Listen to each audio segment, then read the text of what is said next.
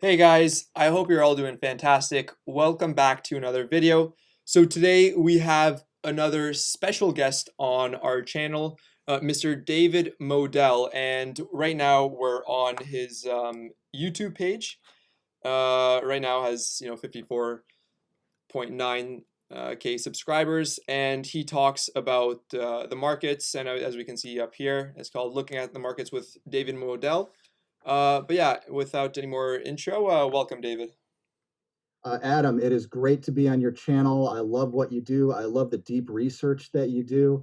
Folks, if you're watching this right now and you have not subscribed to Adam's channel, just do it. Hit that button and the notification bell while you're at it. All right. But thanks a lot, Adam. I can't wait to dive into the markets. Yeah, I appreciate it. And just before we go on, little disclaimer. So this is not a sponsored video. None of us are getting paid for it. Just two YouTubers just having a little chat. So yeah, when I came up on your channel, I really enjoyed the sort of in-depth research and approach that you took when you went over stocks, and I noticed that you do like to focus on a little bit on gold and silver. And right now, if we have the chart up of gold, we can see that it's $1,867 dollars per Yep. ounce, and if we're looking at like the 6 month trend, it has been sort of steadily increasing, but it reached a peak of over 2,000 on about August 6th, and then has been on a slight downtrend from there. So, what do you make of that, David? Yeah, I am a firm believer in owning gold and silver as well. It is important to diversify. If you are invested just in stocks and you don't have something else to go along with it, you really are fully exposed and not in a good way. So there's an old saying, if you don't hold it, you don't own it. And think about stocks nowadays. It's all digital. Long gone are the days when stocks were even just paper. Okay, it's not even paper anymore. It's just digits on your phone. And those could be taken away from you at any moment. All right. If something worse than 2008, 2009 happens, if the system comes down, or if you just decide to get off the grid, if you just had enough of this, then you want to have something that you can hold in your hand and that cannot be taken away from you. Yes, the US government did attempt to confiscate gold over a certain amount of holdings a long time ago, many years ago. But yeah, that's more the exception than the rule. So it's good to have some gold, some silver. One of my mentors, Lee Gantz, actually has 2 years worth of his annual salary in gold stored away so that he and his family would have something that would be of value if the you know what hits the fan. So gold at almost any price is worth having, and so the price is almost irrelevant. That's if you're holding for if the you know what hits the fan purposes. Now, what if you want to buy gold and or silver as a growth type of investment? Hey, that's totally cool. I get it because the price probably will appreciate. What's the main driver of that? Well, it's the government, of course. The government loves to print money. I know there's an election coming up. It doesn't matter who's in the office. Whoever is in the White House is going to print money. It doesn't even matter if they want to, they have to. People demand stimulus money, they want more of it. Those $1,200 checks that some people, by the way, some people are still waiting for those, okay? But the $1,200 checks, how long did that last? Was that maybe one mortgage payment, if even that? All right. And then the unemployment benefits, the $600, whatever it was, that ran out. So the government is going to have to do it's the only, imagine having a tool belt with only one tool. That's it. Print more money. And when more money is printed, what happens to the gold price? Most people don't think of it this way, but gold is measured against what? It's gold versus the dollar, usually, if you live in the West, or especially if you live in the United States. It's silver against the dollar. You got to think almost like a Forex currency pairs trader. They don't just think of the Japanese yen, they think of the Japanese yen versus the dollar, versus whatever. Think of gold against the dollar. Same with stocks, by the way. It's stocks versus the dollar. Most people don't even think of the other end of it, okay? But whatever money printing, whatever the money supply, are you able to put up an M2 money supply chart right there? If you want to Google that, Yeah. this says more than, a picture says 1,000 words. If you type in, if anybody at home wants to type in M2 money supply chart, okay, you'll So, see how much money is in circulation and how it has gone up over the years and this year. It is going parabolic. Folks at home, what do you think that's going to do to the price of gold, which is weighted against the dollar? What do you think that's going to do against hard assets? Yeah. Well, what do you think is going to happen in the money supply when the next round of stimulus kicks in? It's going to go even more parabolic, and not just the United States, but the world money supply. Would you agree, Adam, that it's just up, up, and then away, right?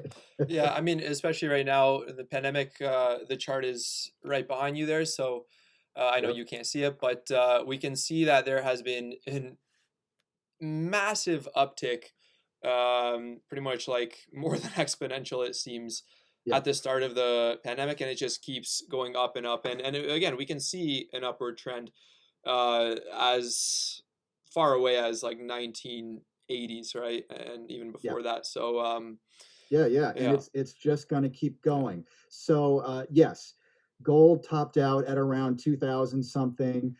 It is down now. It's 1860 something, something like that. If you believe in buying on the dips, this is a dip buying opportunity.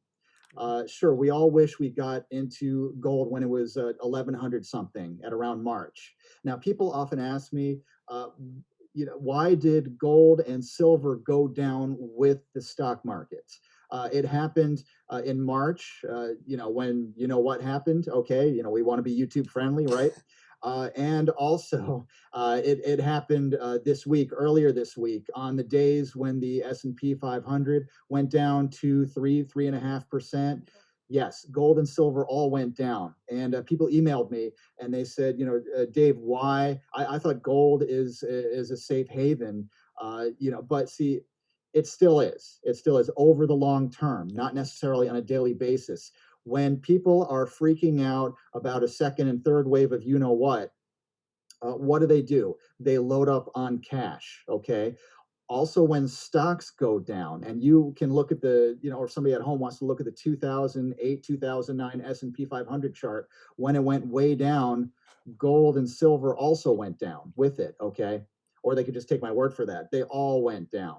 Why? Because people, when the stock market goes down a lot, people get margin called.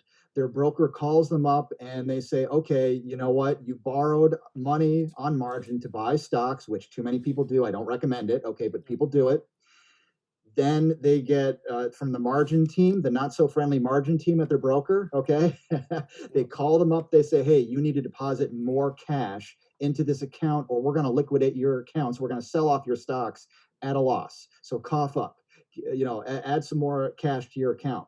Where do they get the cash from? Everywhere. Okay. And they can't just sell their house and be homeless. So what do? If they have gold, if they have silver, they sell it to raise emergency cash for the margin calls.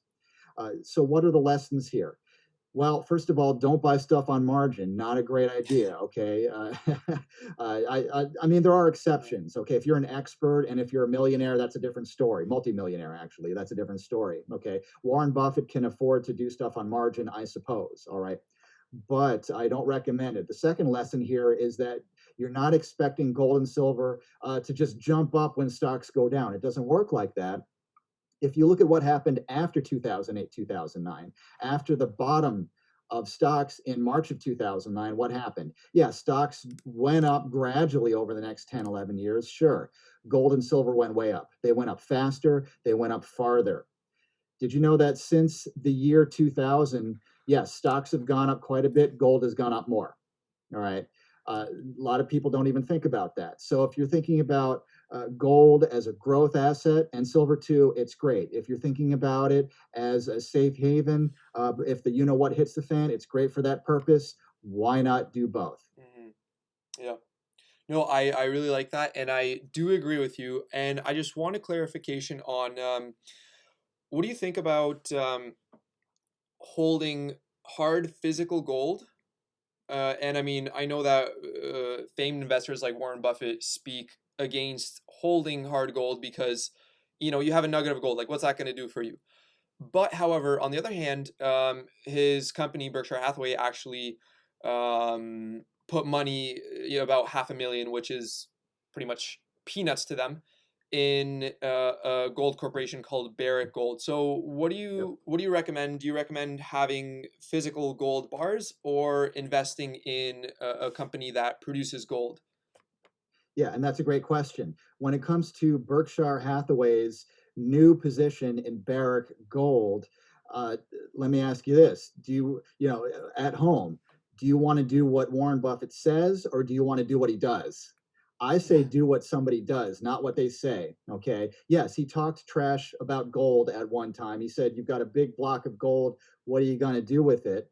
But then on the other hand, he's got Berkshire Hathaway buying many shares, however, 500,000, however many it is, of a gold miner.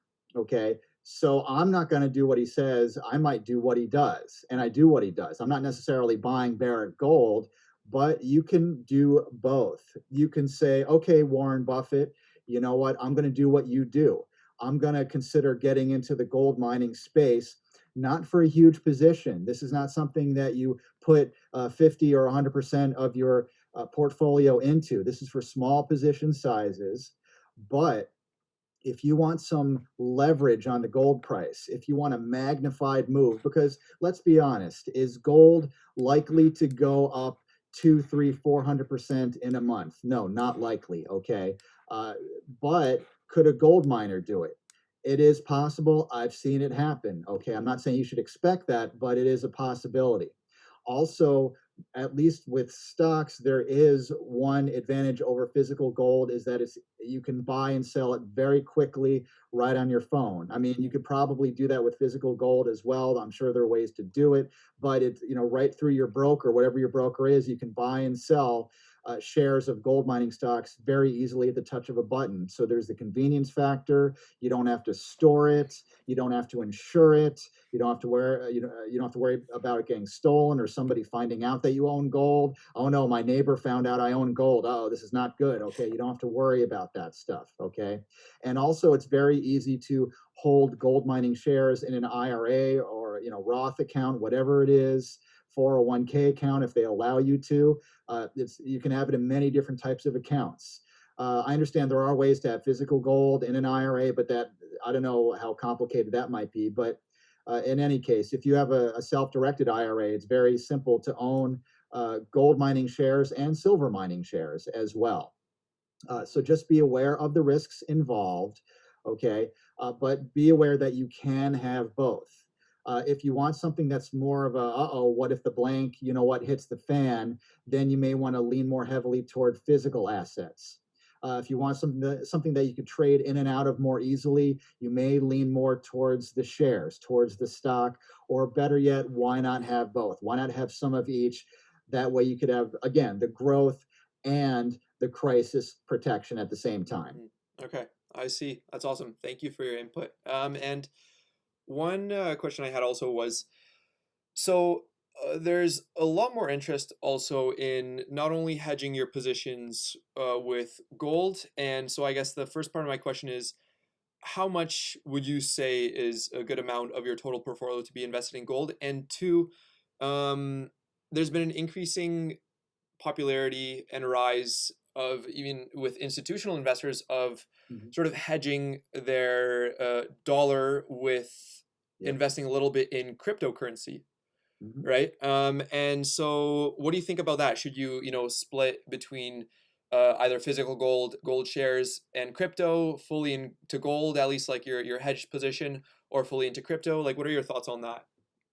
I would probably take a smaller position in cryptocurrency than gold because gold is historic. It's been around for around 6,000 years as a form of money. You cannot say that about Bitcoin, the oldest cryptocurrency that's in wide circulation. That's been around since 2009. So you just don't have that history with cryptocurrency. On the other hand, that being said, I do believe in cryptocurrency. I believe in the blockchain. I believe it has a future because it is like gold and silver, inflation resistant. And also, there's a grassroots movement associated with the blockchain, with cryptocurrency. They said we want a form of money and a digital ledger to record the transactions on that is not constantly being monitored by the government. That's a little bit off the grid, or at least not subject to the manipulation that the Federal Reserve, who is right now ready to let inflation run red hot. They don't care about inflation. They don't care about the consumer and you or me. They don't care about our purchasing power.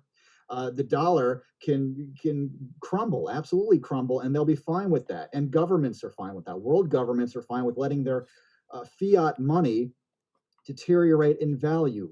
Why? Because then it becomes more competitive as a means of trade, as a medium of trade globally, and also so that countries can pay off their debts more easily. Uh, the United States just passed a terrible milestone of $27 trillion of sovereign debt, government debt in the United States.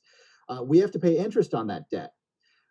It's easier to pay interest on that debt if the dollar is worth less and less and less until it's literally worth less. Okay. So there's no reason why the Federal Reserve and why the US government, regardless of who's president in a couple weeks, they're going to let the dollar deteriorate either way so that the United States can, I'm not going to say pay off its debt. That's never going to happen in our lifetime, but at least pay off the interest more easily and be less beholden to other nations to whom we owe that debt, mostly China, okay, and Asia generally. So, and this is all gold bullish and silver bullish, by the way, okay, again, going back to the deterioration of the dollar, keeping bond yields, government bond yields super low. Yes, those are bullish for the stock market. They're even more bullish for gold and silver and for Bitcoin and for cryptocurrency because, again, they're measured against the US dollar typically, especially if you live in the United States. So do I believe in the blockchain? Do I believe in that grassroots groundswell of a movement that says, we've had enough of the government printing up more currency units. We're going to have our own currency unit. Cool. I'm down with that. I'm good with that. Okay. Am I putting 80% of my account into Bitcoin? No. But if somebody wanted to put 5% into Bitcoin, Ethereum, Ripple, whatever you like, I'm totally not against that.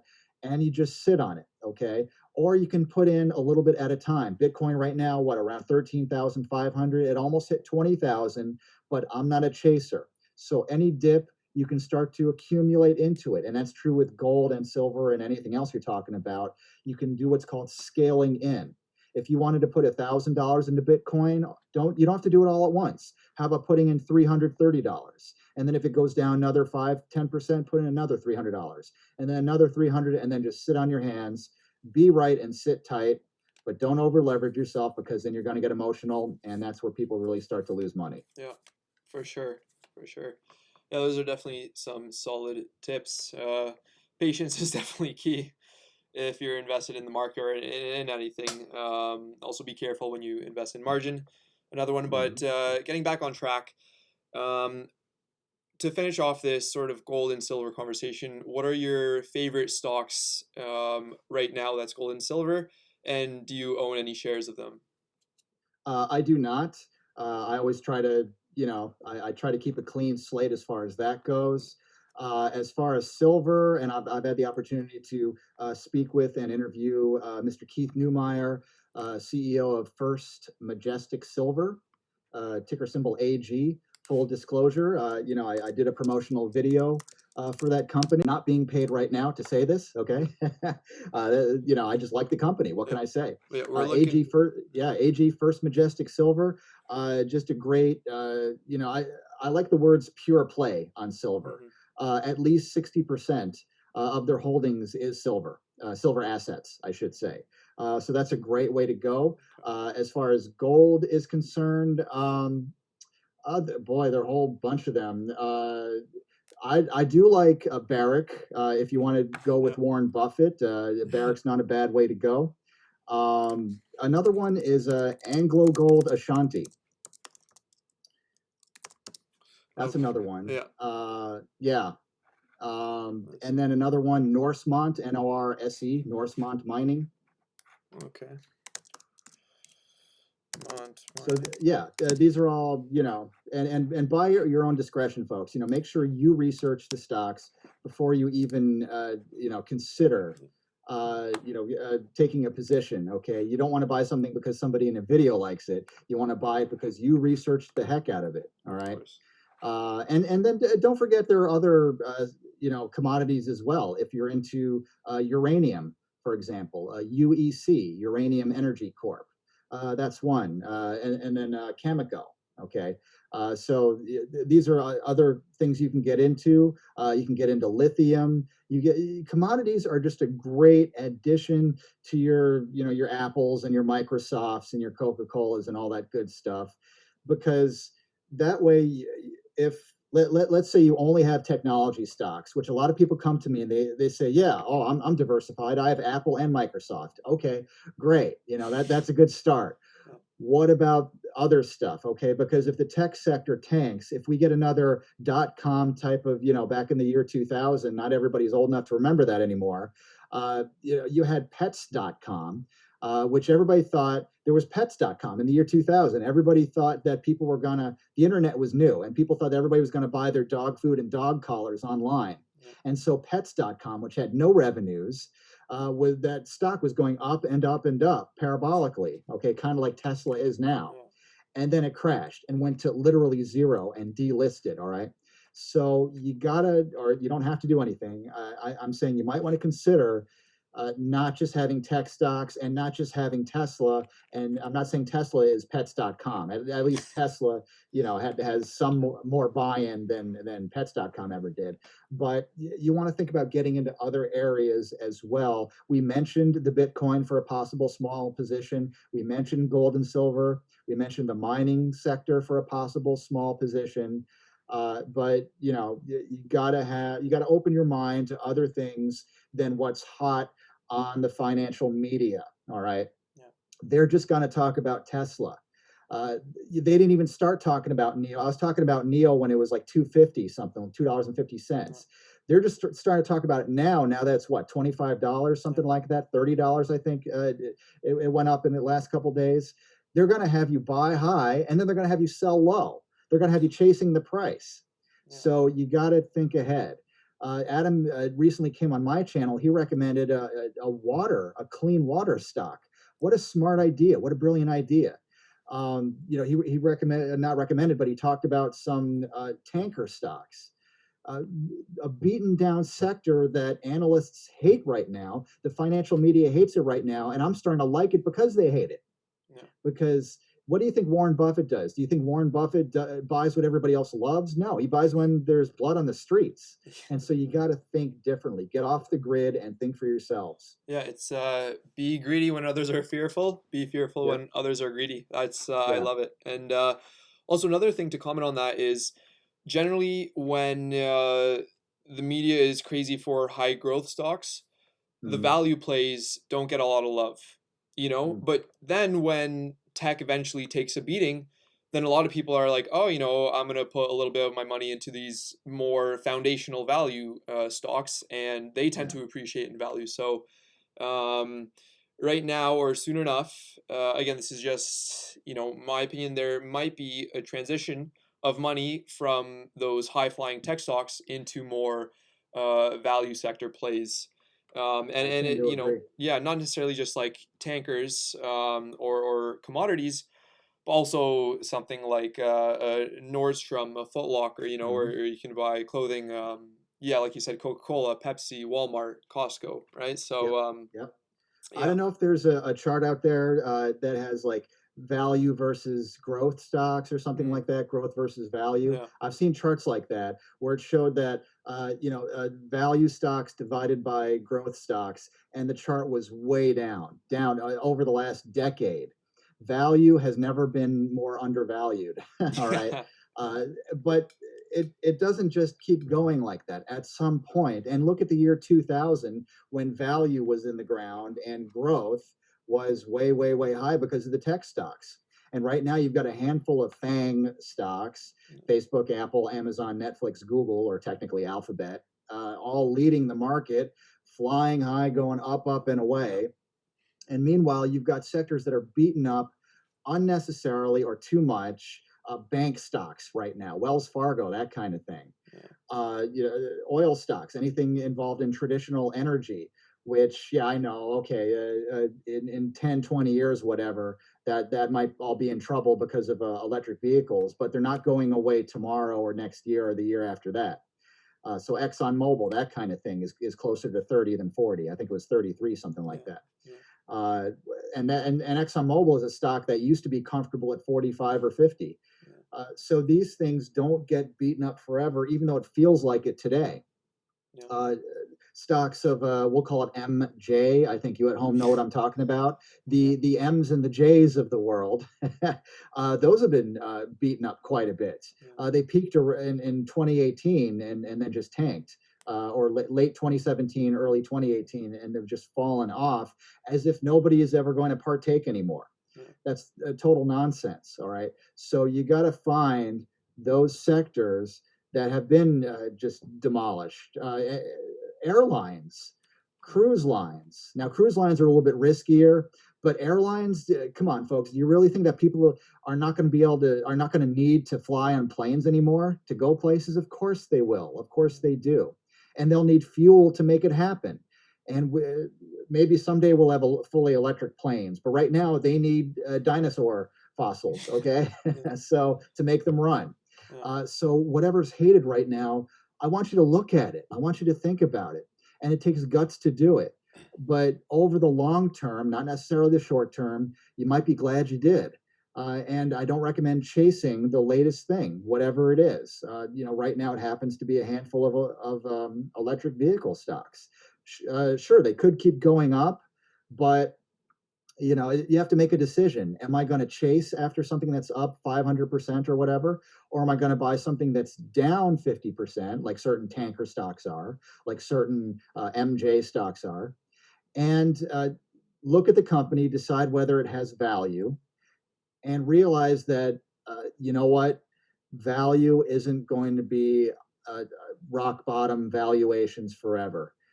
These companies that have low PE ratios. We talked about certain tanker stocks in the video that have PE ratios of 2 or 3. Yeah. That means that compared to the stock price, the company is making money. It does have earnings coming in.